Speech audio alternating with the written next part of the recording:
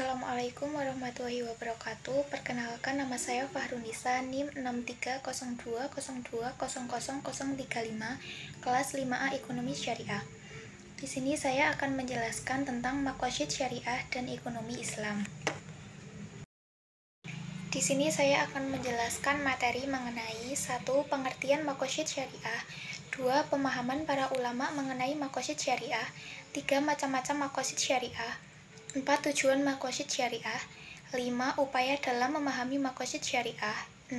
Cara menentukan legalitas maslahat, 7. Prinsip dasar ekonomi Islam, 8. Maqasid syariah dalam aktivitas ekonomi dan keuangan, 9. Panduan maqasid untuk membimbing ke arah sistem ekonomi berkeadilan.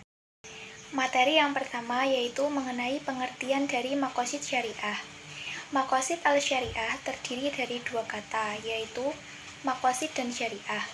Kata maqasid merupakan bentuk jamak dari maksud yang artinya maksud dan tujuan. Sedangkan syariah mempunyai pengertian hukum-hukum Allah yang ditetapkan untuk manusia agar dipedomani untuk mencapai kehidupan hidup di dunia maupun di akhirat. Maka dengan demikian, maqasid al-syariah berarti kandungan nilai yang menjadi tujuan persyariatan hukum. Maka dengan demikian, maqasid syariah dapat diartikan juga sebagai tujuan-tujuan yang hendak dicapai dari suatu penetapan hukum. Selanjutnya mengenai pemahaman para ulama tentang maqasid syariah. 1. Ulama yang berpendapat bahwa maqasid syariah adalah suatu yang abstrak, tidak dapat diketahui kecuali melalui petunjuk Tuhan dalam bentuk zahir al-lafadz yang jelas. Pandangan ini menolak analisis dalam bentuk qiyas. Kelompok ini disebut dengan ulama al-zahriyah. Yang kedua, ulama yang tidak menempuh pendekatan zahir al-lafadz dalam mengetahui maqasid syariah. Kelompok ini terbagi menjadi dua bagian, yaitu pertama, maqasid syariah merupakan hal lain yang ada di balik tunjukan zahir al-lafadz yang terdapat dalam semua aspek syariah, sehingga tak seorang pun dapat bergabung dalam zahir al-lafadz yang memungkinkan ia memperoleh pengertian maqasid syariah. Kelompok ini disebut dengan ulama al-bataniyah. Yang kedua, kelompok yang berpendapat bahwa maqasid syariah harus dikaitkan dengan pengertian-pengertian lafal. Artinya, zahir al-lafadz tidak harus mengandung tunjukan yang mutlak. Apabila terdapat pertentangan zahir al-lafadz dengan nalar, maka yang diutamakan dan didahulukan adalah pengertian nalar, baik atas dasar keharusan menjaga kemaslahatan atau tidak. Kelompok ini disebut dengan ulama al-muta'amikin fi al-qiyas. Yang ketiga, ulama yang melakukan penggabungan dua pendekatan, yaitu zahir al-lafadz dan pertimbangan makna atau ilah. Dalam suatu bentuk tidak merusak pengertian zahir al-lafadz dan tidak pula merusak kandungan makna atau ilah, agar syariah tetap berjalan secara harmonis tanpa kontradiksi-kontradiksi. Kelompok ini disebut dengan ulama al-rasikin. Macam-macam maqasid syariah. 1.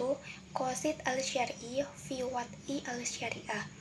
Maksudnya, Allah dalam menetapkan syariat. Bagi al-Syatibi, Allah menurunkan syariat atau aturan hukum untuk mengambil kemaslahatan kemudaratan, sehingga dapat dipahami bahwa apa yang ditetapkan oleh Allah hanyalah untuk kemaslahatan manusia itu sendiri. Yang kedua, qasid al-syar'i fi wad'i al-syariah lil ifham. Maksudnya, Allah dalam menetapkan syariah ini agar dapat dipahami. Dua hal yang perlu dipahami dalam hal ini. Yang pertama, bahwa Allah menurunkan syariah dalam bahasa Arab. Oleh karena itu, untuk memahaminya harus memahami terlebih dahulu seluk-beluk dari bahasa Arab. Yang kedua, bahwa syariah adalah ummiyah, yang berarti untuk dapat memahaminya tidak dibutuhkan bentuk ilmu-ilmu alam, seperti ilmu hisab, ilmu kimia, atau bahkan ilmu fisika. Yang ketiga, qasid al-syar'i fi wad'i al-syariah li al-taklif bi muqtadaha. Maksudnya, Allah dalam menetapkan syariah agar dapat dilaksanakan sesuai dengan yang dituntutnya. Yang keempat, qasid al-syar'i fidakhul al-mukallaf tahta ahkam al-syariah. Maksudnya, Allah mengapa individu harus menjalankan syariah, namun melaksanakan syariah manusia diberikan daya pilih, bukan atas keterpaksaan. Tujuan dari maqasid syariah. 1. Maqasid al-daruriyat. Maqasid al-daruriyat dimaksudkan untuk memelihara 5 unsur pokok dalam kehidupan manusia.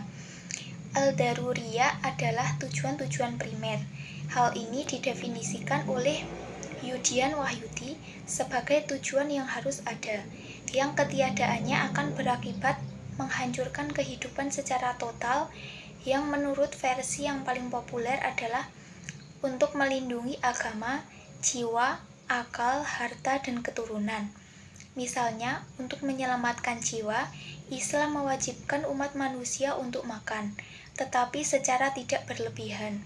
Untuk menyelamatkan harta, Islam mensyariatkan misalnya hukum-hukum muamalah sekaligus melarang langkah-langkah yang merusaknya seperti pencurian dan perampokan. Yang kedua, maqasid al-hajiyat. Maqasid al-hajiyat dimaksudkan untuk menghilangkan kesulitan atau menjadikan pemeliharaan terhadap 5 unsur pokok yang menjadi lebih baik lagi. Al-hijayat atau tujuan-tujuan sekunder didefinisikan oleh Yudian Yahudi sebagai sesuatu yang dibutuhkan oleh manusia untuk mempermudah mencapai kepentingan-kepentingan yang termasuk dalam kategori daruriyat. Sebaliknya, menyingkirkan faktor-faktor yang mempersulit usaha perwujudan daruriyat, karena fungsinya yang mendukung dalam melengkapi tujuan primer, maka kehadiran sekunder ini dibutuhkan tapi bukan niscaya. Artinya, jika hal-hal hajiyat tidak ada, maka kehidupan manusia tidak akan hancur, tetapi akan terjadi berbagai kekurangan, kesempurnaan, bahkan kesulitan. Misalnya, untuk menyelamatkan jiwa sebagai tujuan sekunder melalui makan, dibutuhkan peralatan makan seperti kompor. Memang tanpa kompor, manusia akan mati karena ia masih bisa menyantap makanan yang tidak dimasak.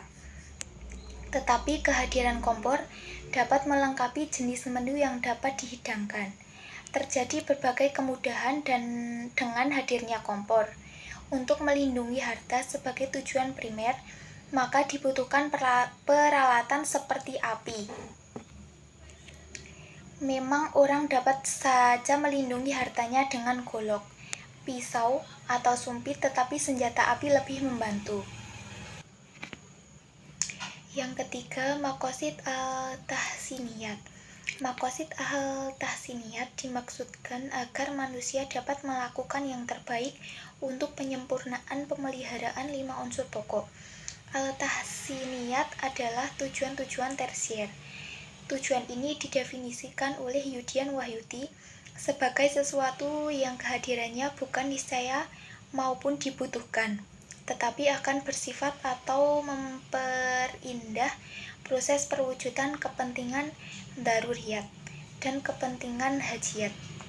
Sebaliknya, kehadirannya tidak dapat menghancurkan maupun mempersulit kehidupan, tetapi mengurangi rasa keindahan dan etika.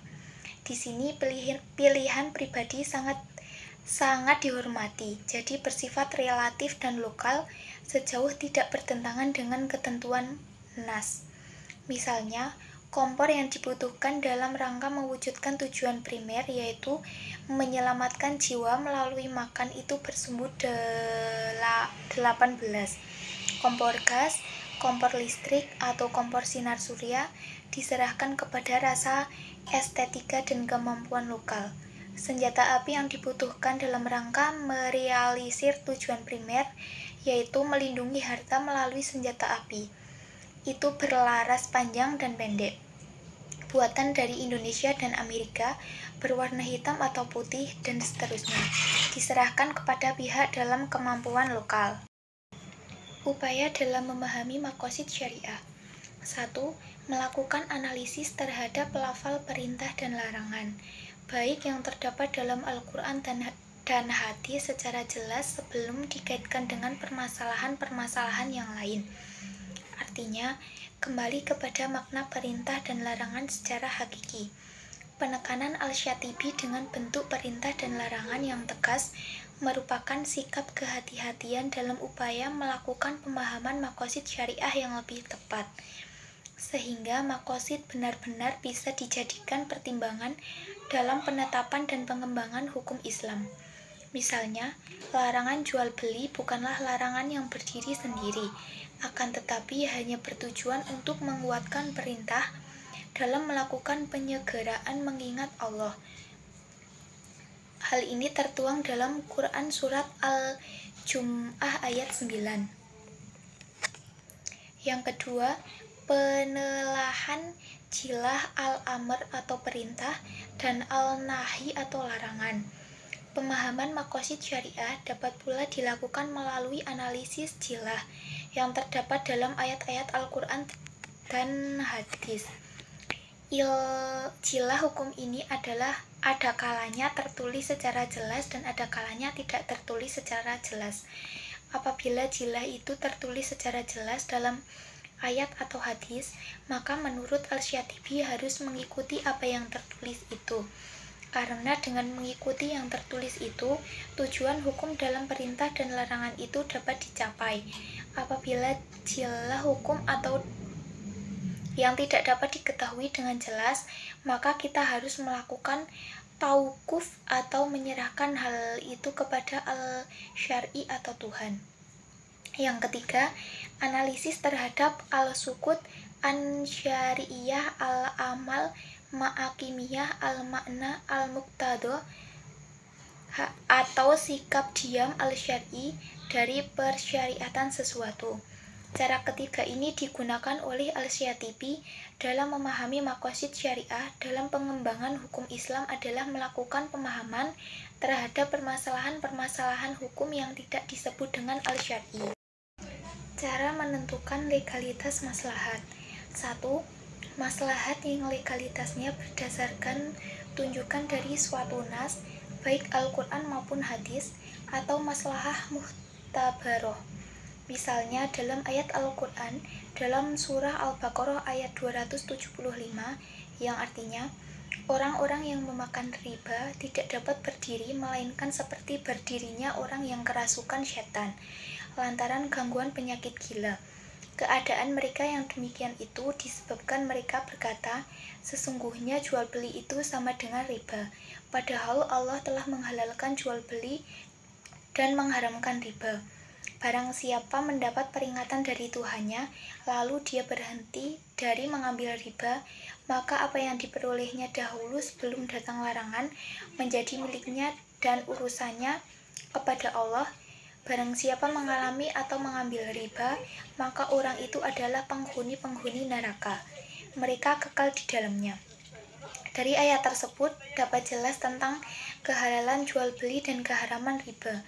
Oleh karena itu, dalam mengembangkan harta atau usaha hendaknya dilakukan secara proporsional agar tidak merugikan di antara satu pihak yang melakukan transaksi. Yang kedua, maslahat yang ditolak legalitasnya oleh al-syar'i atau maslahah mulogoh.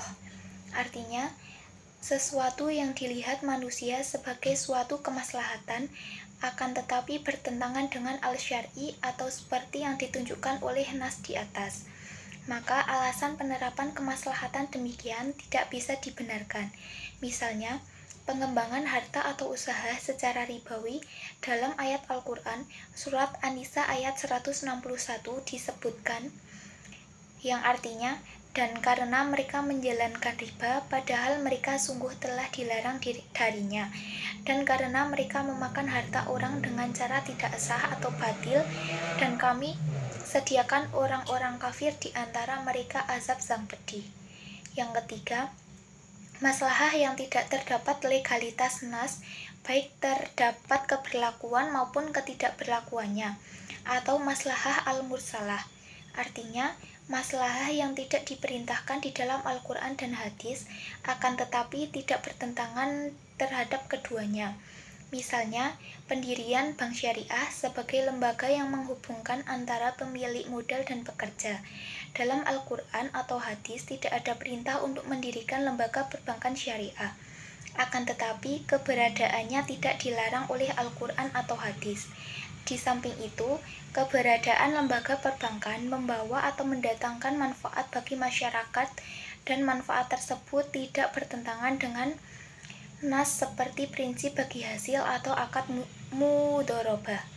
Maka di antara kedua belah pihak akan mendapatkan manfaat dari hasil kerjasama tersebut. Prinsip dasar ekonomi Islam. 1. Prinsip Tauhid. Tauhid adalah fondasi keimanan Islam. Hal ini bermakna bahwa segala apa yang di alam semesta ini didesain dan diciptakan dengan sengaja oleh Allah Subhanahu wa Ta'ala, bukan karena kebetulan, dan semuanya pasti memiliki tujuan. Tujuan inilah yang memberikan signifikansi dan makna pada eksistensi jagat raya, termasuk manusia yang menjadi salah satu penghuni di dalamnya. Prinsip tauhid menjadi landasan utama bagi setiap umat muslim dalam menjalankan aktivitasnya, termasuk dalam aktivitas ekonomi. Prinsip ini merefleksikan bahwa penguasa dan pemilik tunggal atas jagat raya ini adalah Allah. Prinsip tauhid ini pula yang mendasari pemikiran Islam, yaitu khilafah atau khalifah dan adalah atau keadilan. Yang kedua, prinsip khilafah. Khilafah mempresentasikan bahwa manusia adalah khalifah atau wakil Allah di muka bumi ini dengan dianugerahi seperangkat potensi spiritual dan material dan mental serta kelengkapan sumber daya materi yang dapat digunakan untuk hidup dalam rangka menyebarkan misi hidupnya. Ini berarti bahwa dengan potensi yang dimiliki, manusia diminta untuk menggunakan sumber daya yang ada dalam rangka mengaktualisasikan kepentingan dirinya dan masyarakat sesuai dengan kemampuan mereka dalam rangka mengabdi kepada Sang Pencipta, yaitu Allah Subhanahu wa Ta'ala. Yang ketiga, prinsip keadilan. Keadilan adalah satu misi utama ajaran Islam. Implikasi dari prinsip ini adalah 1. Pemenuhan kebutuhan pokok manusia. 2. Sumber-sumber pendapatan yang halal dan thoyyib. 3. Distribusi pendapatan dan kekayaan yang merata. 4. Pertumbuhan dan stabilitas. Maqasid syariah dalam aktivitas ekonomi dan keuangan. 1. Distribusi atau putaran properti secara berkelanjutan. Syariah fokus terhadap keadilan dan manfaat manusia. Oleh yang demikian, syariah mementingkan pencapaian tujuan ini sehingga sebagian besar masyarakat dapat terlibat dalam aktivitas keuangan dan mencegah dari itu terkumpul pada sebagian manusia saja. 2. Investasi kekayaan secara berkelanjutan. Pembangunan hidup manusia tidak hanya meliputi aspek memenuhi kebutuhan asasi mereka, tetapi juga peningkatan taraf hidup, dan aspek ini menumbuhkan peningkatan terhadap kekayaan dan sumber. Oleh itu, harta yang ada harus diinvestasikan sehingga keuntungan dapat dihasilkan dan berbagai proyek yang meningkatkan kehidupan manusia dapat dilancarkan. Kegiatan investasi dapat melahirkan potensi-potensi, modal, sumber, dan perusahaan baru. Jadi, kegiatan ini disertai oleh sebanyak mungkin investor, beserta berbagai mekanisme dan instrumen investasi perlu dikembangkan sehingga modal dapat dimanfaatkan secara efektif. Tujuan ini mengajak manusia untuk memaksimalkan manfaat sumber dan modal yang ada untuk meningkatkan hidup manusia dan memakmurkan bumi selain membantu orang lain. Al-Quran dan hadis melarang manusia meminta-minta tanpa terlebih dahulu memanfaatkan sumber atau modal yang ada, seperti ada barang atau tenaga kerja atau tubuh yang memiliki untuk mencari pendapatan dan menjelajahi alam dalam mencari rizki Allah. Yang ketiga, pencapaian kemakmuran masyarakat yang lengkap. Tempat tujuan dasar syariah adalah memenuhi kebutuhan asasi setiap manusia dan anggota masyarakat. Jadi, kemakmuran setiap komprehensif harus diproduksi dan kekayaan harus disebarkan secara adil dalam masyarakat. maka kegiatan ekonomi dan keuangan tidak dapat berkonsentrasi terhadap pembangkit keuntungan semata, tetapi harus juga fokus terhadap keadilan sosial dan kesejahteraan masyarakat. Ekonomi dan keuangan Islam harus membasmi praktek kasta atau kelas ekonomi dalam masyarakat. Jadi lebih banyak layanan mikro yang harus ditawarkan oleh lembaga keuangan Islam selain menjadi wali masyarakat dalam mencari solusi terbaik bagi masyarakat keuangan mereka. Bahkan kegiatan ekonomi dalam negeri juga harus jalan dengan pembangunan sosial ekonomi masyarakat. Yang keempat, ada transparansi kegiatan ekonomi dan keuangan. Syariah turut berusaha untuk mencapai tujuan ini agar menghindari terjadinya konflik, penyalahgunaan dan pemborosan, sumber perselisihan dan pertengkaran atau dendam antara pihak-pihak transaksi dalam urusan ekonomi dan keuangan. Hal ini adalah karena Islam sangat mementingkan keridhaan atau dua pihak yang berdagang atau berbisnis serta keadilan dalam transaksi yang berlangsung. Jadi, syariah mengatur dalam setiap transaksi serta penetapan persyaratan tertentu dalam transaksi seperti dalam kontrak murabahah, mudharabah, dan musyarakah. Ketentuan-ketentuan tersebut adalah sangat penting dan setiap pelanggaran dapat menyebabkan kontrak jadi tidak sah. Yang terakhir, kepemilikan yang sah. Tujuan ini didasarkan pada penekanan syariah terhadap kepemilikan serta pengeluaran sesuatu harta secara halal dan sah. Panduan Maqasid untuk membimbing ke arah sistem ekonomi berkeadilan. 1. Apabila klasifikasi Maqasid, daruriyat, hajiyat, dan tahsiniyat sebagai panduan dalam membuat keputusan terkait kegiatan ekonomi dan keuangan Islam, hal ini melibatkan agen ekonomi dan lembaga keuangan Islam perlu mengevaluasi kegiatan-kegiatan mereka dengan mengutamakan kegiatan yang memenuhi kebutuhan daruriyat masyarakat terlebih dahulu, sebelum aspek hajiyat dan tahsiniyat. Yang kedua, menimbang maslahat dan darar dalam kegiatan ekonomi dan keuangan Islam. Hal ini akan menuntut ekonomi dan lembaga keuangan melakukan evaluasi secara menyeluruh terhadap dampak kegiatan yang ingin dilakukan. Mereka harus berusaha mengembangkan sesuatu yang bebas dari membawa kerugian bagi masyarakat. Selain itu, sangat bermanfaat bagi masyarakat.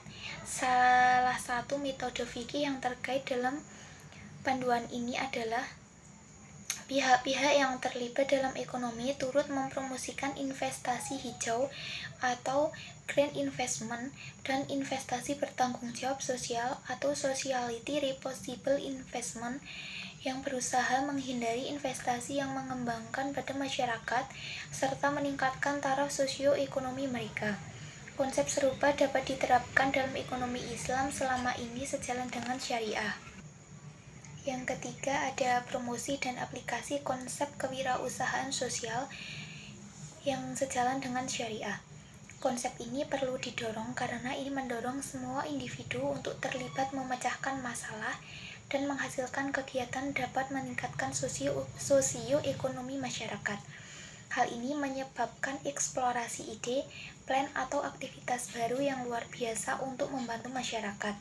Namun, ia akan menuntut agar segala modal, energi, sumber, dan waktu individu diinvestasikan dalam kegiatan yang keutamaannya membantu masyarakat beserta membawa pengembalian keuangan pada masa kemudian. Konsep ini sejalan dengan Maqasid syariah dan merupakan suatu kegiatan ekonomi baru yang telah tersentuh. Yang terakhir ada renovasi praktek urus tadabir perusahaan agar sejalan dengan panduan Islam. Hal ini adalah karena para agen ekonomi dan manajer lembaga keuangan perlu bertindak berdasarkan panduan syariah untuk menjamin dan potensi lembaga yang terkait dapat dioptimalkan untuk membawa kecapaian Maqasid syariah.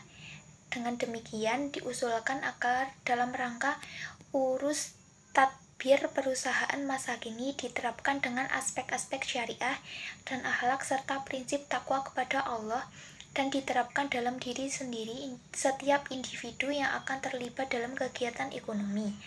Mereka harus jelas bahwa ada khalifah yang akan dihisab Allah atas segala perbuatan secara menjadi wali Allah ketika berurusan dengan properti, mengingat Islam menggarisbawahkan harta adalah pinjaman dari Allah, bukan pemilik yang mutlak. Bahkan beberapa aspek dalam prinsip tanggung jawab sosial perusahaan yang sejalan dengan syariah dapat dipertanggungjawabkan.